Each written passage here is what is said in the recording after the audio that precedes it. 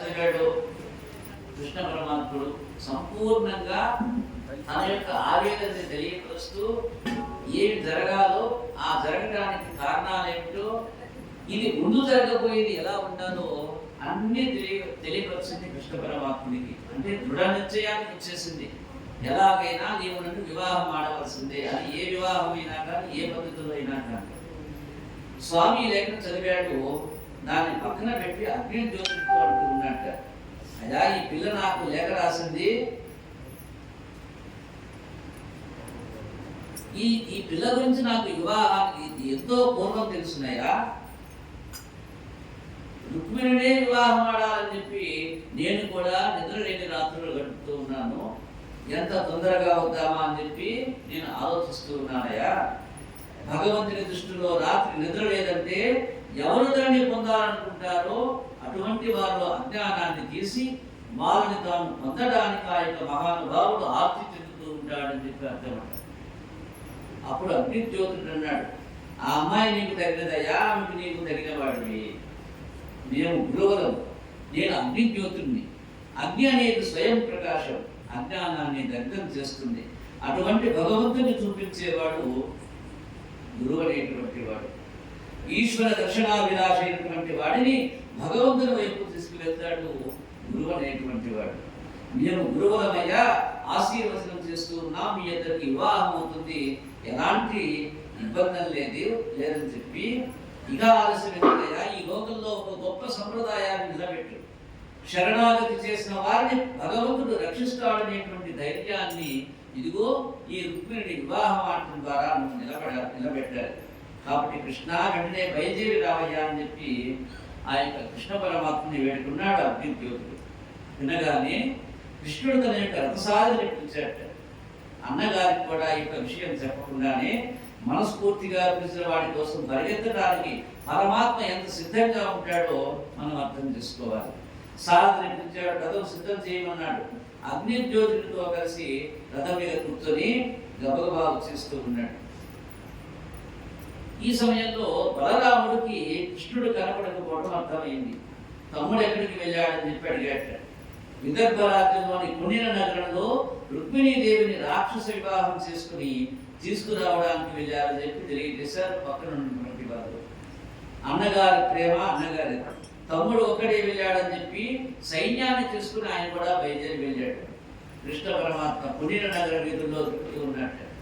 అక్కడి వాళ్ళంతా ఆయన చూసి ఏం అందగాడుగా మహానుభావుడు ఇలా తిరుగుతూ ఉన్నాడని, ఆ నెమలి పించం, ఆ చుట్టూ, ఆ నోరు, ఆ గట్ట, ఆ ముక్కు, ఆ కిరీటం అన్నీ కూడా ఎంత అందంగా ఉన్నాయో చూడండి అంటూ కస్తూరి తిలకం లలాట ఫలకే వక్షస్థలే కౌస్తుభం నాసాగ్రే చెప్పాను నవమౌక్తికం కరతలే వేణుంకరే కంకణం సర్వాంగే హరిచందనం చ కలయం కంఠే చ ముక్తావలీం గోపస్త్రీ పరివేష్టితో విజయతే గోపాల చూడమని. పొగుడుతున్నారు వాళ్ళంతా, అంత అందంగా కనిపిస్తూ ఉన్నాడు. అలా వీధి వెంట పోతూ ఉన్నటువంటి కృష్ణ పరమాత్ముడు ఆ యొక్క నగరంలోని జనులందరికీ కూడా ఎలా ఉన్నట్ట కస్తూరి తిలకం, ఎలా ఉన్న ఆ యొక్క అయినటువంటి ఆ నుదురు చూస్తే, ఆ నుదురులో ఉన్నటువంటి ఆ యొక్క కస్తూరి తిలకాన్ని చూస్తే అద్భుతంగా కనిపిస్తూ ఉన్నాడు పరమాత్ముడు. వక్షస్థలే కౌస్తుభం, కౌస్తుభం అనేటువంటి దివ్య మణిని ధరించి ఉన్నాడు ఆ యొక్క వక్షస్థలం మీద. నాసాగ్రే నవమౌక్తికం కరతలే వేణుం కరే కంకణం. నాస అగ్రంలో నవమౌక్తికం అట, కరతలే వేణుం కరే కంకణం, ఒక చేతిలో వేలు పట్టుకొని ఆ యొక్క చేతికి కంకణాలు ధరించి ఉన్నాడు స్వామి. సర్వాంగే హరిచందనం చ కలయం కంఠే చ ముక్తావలీం, ఆ యొక్క కంఠంలో ముక్తావలి, అన్ని అంగాలలో హరిచందనాన్ని ధరించి ఉన్నాడు, ఊర్వకుండాలు ధరించి ఉన్నాడు కృష్ణ పరమాత్ముడు. గోపస్త్రీ పరివేష్టితో విజయతే గోపాల చూడమని. ఆ యొక్క అందరిలో చూడామణిలాగా వెలిగిపోతూ ఉన్నటువంటి ఆ యొక్క కృష్ణ పరమాత్ముని ఎంత అందగాడుట, ఏమిటిలా వస్తూ ఉన్నాడు మన యొక్క వీధుల్లో అంటూ అందరూ ఆ యొక్క స్వామిని చూసి అచ్చరు ఉంది అలానే చూస్తూ ఉన్నారట. వివాహం జరిగితే రుక్మిణీ కృష్ణులకే వివాహం జరగాలని చెప్పి పొంగిపోతూ ఉన్నటువంటి సమయంలో అంతఃపురం లోపల పాపం రుక్మిణీదేవి కంగారు పడుతుంది. గరుడా భూషణుడు ఎగినో లేదో, ఎవరిని పంపించాడు? అగ్నిజ్యోతుడు అనేటువంటి బ్రాహ్మణుడిని పంపించాడు. పాపం అసలు ఆ పరమాత్ముడు అక్కడికి వెళ్ళాడో లేదో, నడుమ మార్గస్రాత్రుడే చిక్కానో, ఏదైనా అపాయంలో చిక్కాడేమో వెళ్ళేటువంటి దోవలో, విని కృష్ణున్నది తప్పుగా దలిచునో, ఇదంతా నిరాశని యొక్క లేఖంతా చూసి ఆయన ఏం తప్పనుకుంటున్నాడు నా మీద, విచ్చేసెనో ఈశ్వరుండను పూజింపదలుచునో తలపడో, ఇదంతా చదివి అసలు నా మీద దయ చూపిస్తాడో లేదో, ఇక్కడికి వస్తాడో రాడో, యార్యా మహాదేవి నన్ను రక్షింప నిరుగునో ఎరుగదో, ఆ మహానుభావుడు అసలు నన్ను రక్షించాలని చెప్పి అనుకుంటాడో లేదో, నా భాగ్యం ఎట్లున్నదో అని చెప్పి చింతిస్తూ ఉన్నది రుక్మిణీ బాధ. అగ్నిజ్యోతుడు వెళ్ళాడో లేదో, మార్గ మధ్యలో ఏదైనా బడలికి తోటున్నాడో ఏమో, అసలు నా భాగ్యం ఎలాగుందని చెప్పి చింతిస్తూ ఉన్నటువంటి ఆ యొక్క సమయంలో కృష్ణుని చూసిన వాళ్ళంతా అనుకుంటూ ఉన్నారట, తగుని చక్రి విదర్భరాజ సుతగుందర్భ్యంబు వైదర్భ్యం, నీ చక్రికి ఇంత మంచి దగునే దాంపత్యం ఈ ఇద్దరందరం గట్టిన బ్రహ్మ నిర్భరి కదా. ఆహా, బ్రహ్మ ఎంత చక్కని వాడయా, నిజంగా చతుర్ముఖ బ్రహ్మగారి యొక్క గొప్పతనమే గొప్పతనం. ఎందుకని కృష్ణుని కోసం రుక్మిణిని పుట్టించాడు, రుక్మిణి కోసం కృష్ణుడే ఉన్నాడు. అసలు ఆయన పుట్టిందే ఈమె కోసం ఉన్నట్టు. వీళ్ళిద్దరు దంపతులైతే ఎంత బాగుంటుందో కదా అదంట. కానీ తండ్రి ఈమెని శిశుపాలునికి వివాహం చేస్తానంటూ ఉన్నాడు. వీళ్ళిద్దరికి వివాహం అవ్వడానికి ఆ శిశుపాలుడి అడ్డ దొరికిపోయి కృష్ణుడి ఈవిడ పక్కన చేరడానికి మా యొక్క పుణ్యాలన్నీ ఆమెకు అప్పచెప్పేస్తాం. చూడండి, తను నమ్మిన ఆ యొక్క రుక్మిణి, ఎందుకు రుక్మిణి ఇష్టపడుతూ ఉన్నారు? ఆమె కృష్ణ భక్తురాలైనందువల్ల. కృష్ణ భక్తురాలకి ఎలాంటి వరుడు రావాలో అదిగో అలాంటి వరుడే వచ్చేసాడు. అసలు ఆయనే వచ్చేసాడు, విషయం తెలిసిపోయింది వీళ్ళందరికీ. కాబట్టి ఒకవేళ ఏదైనా అడ్డంకి ఉంటే ఎలా అడ్డంకట, అదిగో వాళ్ళ నాన్నున్నాడే, వాడి యొక్క పాపము చేత దీనికి ఏదైనా అడ్డంకి ఉంటే మా పుణ్యాలన్నీ ఆమెకి దాటిపోస్తూ ఉండాలి అని ఆ ఊళ్ళో వాళ్ళంతా అనుకుంటూ ఉన్నారు. ఈశ్వరుణ్ణి చూసేసరికి ఆ జననీ జనకులు ఇద్దరు సింహాసనం మీద కనపడాలని లోకం తాపత్రయపడిపోతోంది. అమ్మవారు అన్న మాటలో ఆర్యా మహాదేవి అనేటువంటి ఒక గమ్మత్తైన మాట ఉంటుందట. ఇదే రుక్మిణీ కళ్యాణానికి ఆయువు పట్టు అంటారు. బాణత్వం కుషభత్వమర్ధవ కుషాభార్యాత్వ మార్యాపతే భోనిత్వం సహితా మృదంగ వహతా చేత్యాది రూపం దదౌ తత్పాదేన యనార్పణం చ కృతవాన్ త్వదేహ భాగో హరిః పూజ్యాత్ పూజ్యతరస్స ఏవ హి న చేత్ గోపాదం జ్యోతికం. మహావిష్ణువు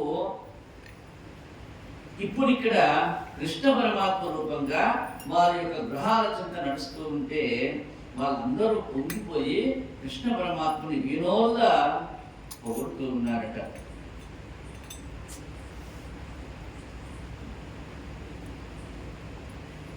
ఈ యొక్క శంకరుని అనేక రూపాల్లో సేవించి ఆర్యా మహాదేవ్ అనే పేరుతో పరమశివుడి యొక్క ఇల్లాలైనాడు ఒకనొక సమయంలో.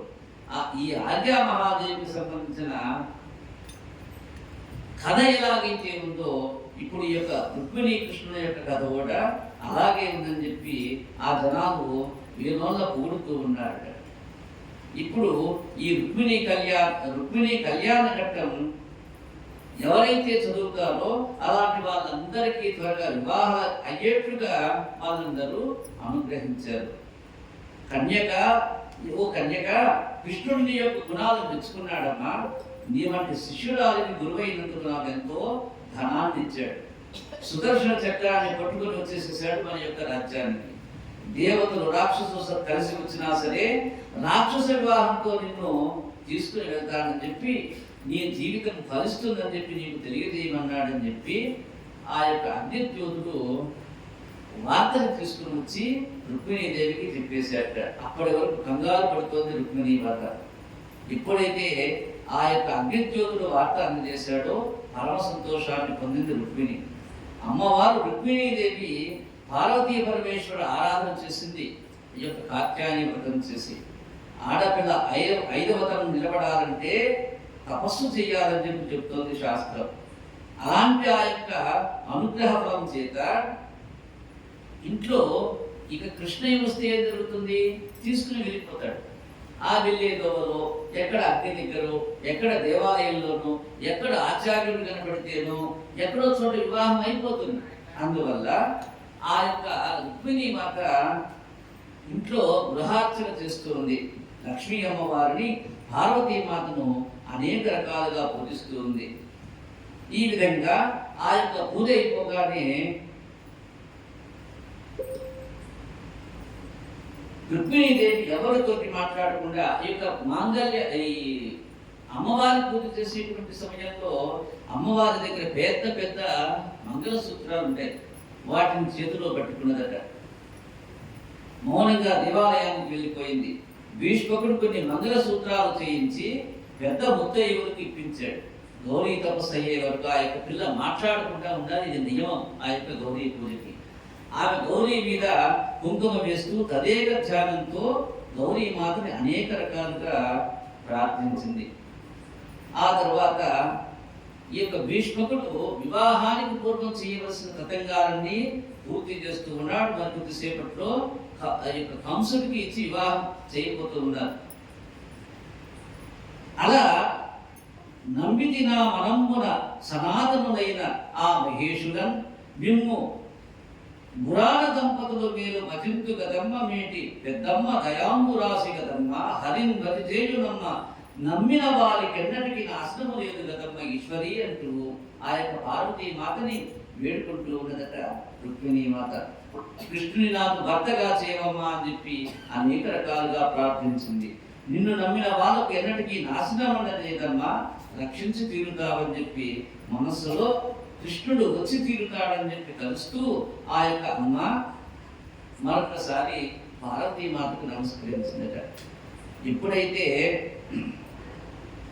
ఆ యొక్క పార్వతీ మాత పూజ అయిపోయి కన్ను తెరిచి ఎదురుగా చూసిందో, ఎదురుగా రథంలో నిలబడి పట్టు పీతాంబరాలు కట్టుకొని ఎడం చేతిలో అలవోకగా పగ్గాలు పట్టుకొని చిరునవ్వుతో రుక్మిణీదేవి ముందు చూస్తూ నవ్వుతూ నిలబడిన కంఠుడైనటువంటి పరమాత్మ దర్శనమైపోయింది.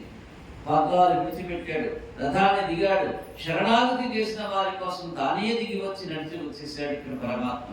శరణాగతిలో భగవంతుడి యొక్క వైభవం ప్రకాశించిందట. భగవత్ ప్రతిజ్ఞ తానే రథం దిగి వచ్చి ఆ అమ్మ పక్కన నిలబడ్డాడు. అలవోకగా అమ్మవారి చేయి పట్టుకున్నాడు, తన రథం ఎక్కించుకున్నాడు. ఇంతమంది వీళ్ళందరినీ చూస్తూనే ఉన్నారట. ఎవరికి స్పృహ లేదట. ఆయన అక్కడికి ఎప్పుడు వచ్చాడో అప్పుడు అక్కడ ఉన్నటువంటి భక్త యొక్క జనులంతా కూడా మాయలో పడిపోయినారు. రథాన్ని దోరుకుంటూ వెళ్ళిపోతూ ఉన్నాడు కృష్ణ పరమాత్మ. వీళ్ళందరికీ స్పృహ వచ్చేసింది. ఆయన దాటి వెళ్ళిపోయినాడు, అందరికీ స్పృహ వచ్చేసింది. కృష్ణుడు రుక్మిణీదేవిని ఎత్తుకు వెళ్ళిపోయాడు అని చెప్పి కేకలు పెట్టడం మొదలు పెట్టారు. అక్కడ ఉన్న వాళ్ళంతా కూడా పరుగున వెళ్ళి శిశుపాలుడికి విషయాన్ని తెలియజేశారు. జరాసంధుడికి చెప్పేశారు. కొంతమంది కృష్ణుని పట్టుకుందామని చెప్పి రథం వెంట పడ్డారట. కృష్ణుడు సుదర్శన చక్రంతో వారి కంఠాలు కత్తిరించేసేసాడు. శిశుపాలుడు జరాసంధుడి దగ్గరికి వెళ్ళాడు. జరాసంధుడు అన్నాడు, అప్పుడయ్యా బ్రతకవచ్చు నొడల ప్రాణంబు నుండిన బ్రతుకు కలగని నీ భాగ్య కలదు, బ్రతికి తీవు భాగ్య పట్టు దైవంబు నెరుగు మగువలదు చైత్య వలదు వలదు అన్నాడు.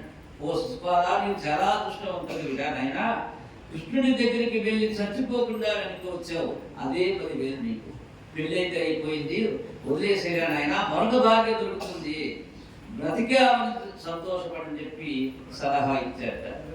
ఒక రుక్మి మాత్రం ఒక గోపాల బాలుడు తన చెల్లిని అపహరించడం ఏమిటని చెప్పి అపారమైన ఆవేశంతో కృష్ణుని రథం వెంటబడి అతన్ని వెంటబడుతూ ఉన్నాడు. మా సరివాడేవా మా పాప గుడిపోగా నేపాటి గలవాడ వేది వంశ ఎందు జన్మించుతివి ఎక్కడ వెరిగితివి వెయ్యేది నడబడి ఎవడెవరు నిన్ను మానహీనుడు నీవు మర్యాద ఎరుగవు మాయకైపడి కాని మలయరావు నిజ రూపమున శత్రు నిహమంబుపై పోవు వసుదేశుడవు కావు భావి లేదు కొమ్ము నిమ్ము నీవు గుణరహితుడ వంట విడవలేని విలయకాల శిఖ సమానసిక శలీముకల ఒల్లగలుగ వందు గలహమందు అంటూ అనేక రకాలుగా దూషిస్తూ ఉన్నాడు.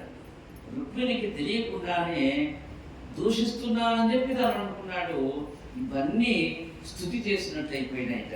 అయ్యా నువ్వు గోపాల బాలుడివి అన్నాడు.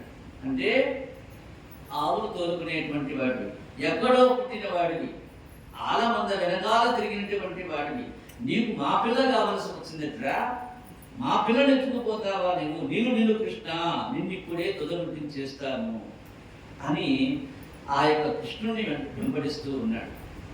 వెనక్కి తిరిగి చూశాడు కృష్ణ పరమాత్మ.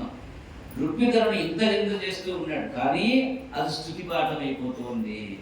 నిజంగా పరమాత్మకు జన్మ ఏమిటి? ఆయన కొత్తగా జన్మించేది ఉండదు, ఆయన అవతరిస్తాడంతే. కులం ఏమిటి? ఆయనకి కులం లేదు. వంశం ఏమిటి? ఇది తెలియక వెర్రివాడు ప్రేరేపిస్తూ ఉన్నాడు. కృష్ణ పరమాత్మ ఒకసారి సుదర్శన చక్రాన్ని చేతితో పట్టుకుని సంకల్పం చేస్తూ ఉన్నారట. అసలు కన్నులెమ్మట నీరు పెట్టవలసిన అవసరం లేక తన కడగంటి చూపులతో లోకాన్ని ఐశ్వర్యాన్ని ఇయ్యగలిగినటువంటి మహాలక్ష్మి తన దూడ పుట్టిన వాడు మరణిస్తాడేమో అని చెప్పి భయం చేత ఇంకా పెళ్లి కాకుండా కృష్ణుడితో వెళుతూ ఉన్నదాన్ని భయపడిపోయి వణికిపోతున్న శరీరంతో నీళ్లు కాలిపోతూ ఉండగా, ఓ భగవాన్ నా అన్నకు ప్రాణభిక్ష పెట్టవయ్యా అని చెప్పి కృష్ణ పరమాత్మ యొక్క పాదాల మీద పడిపోయింది ఆ యొక్క రుక్మిణీ మాత. అప్పుడు కృష్ణుడు అన్నాడు, వీరికి ప్రాణం తీసినంత పని చేస్తానని చెప్పి కిందకు దిగి కత్తి తీసి రుక్మి తల పట్టుకొని పాయలుగా తల గడ్డ మురిగేసి వదిలిపెట్టేశాడు కృష్ణ పరమాత్ముడు. వాడు గింజుకుంటూ ఉంటే కృష్ణుడు తనపై ఉత్తరీయాన్ని తీసి రుక్మిణి బండికి వేసి కట్టేసి తల గురిగి విరిగి చేసి వదిలేశాడు. రుక్మిణీదేవి చాలా బాధపడిపోయింది. బలరాముడు వచ్చి ఓదార్చాడు. తదనంతరం రుక్మిణీ కృష్ణుడు హాయిగా ద్వారకా నగరానికి చేరారట. ఆ విధంగా ఆ రోజున కృష్ణుడు రుక్మిణీదేవిని పెళ్లి చేసుకున్నాడు. మంచి పట్టుబొట్టను కట్టుకున్నది. ఆ అమ్మ దరిద్రాన్ని నాశనం చేయగలిగినటువంటిది, ఇంటికి వచ్చిన బంధువుల్ని స్నేహితుల్ని ఆదరణతో చూడగలిగినటువంటిది, కొత్త గోత్రాభివృద్ధిగా వంశాన్ని పెంచగలిగినటువంటిది, చక్కటి చిరునవ్వుతో అందరినీ ఆదరించే స్వరూపమున్న ఆయమ్మ ఆ ఇంట అడుగు పెట్టినందుకు అందరూ హర్షధ్వానాలు చేశారట. వీరోళ్ళ లక్ష్మీమాత స్వరూపంగా కనబడ్డ రుక్మిణీ మాయిని పొగుడుతూ ఉన్నారు. జై రమారమణ గోవింద గోవింద వాసుదేవ వాసుదేవ వాసుదేవ.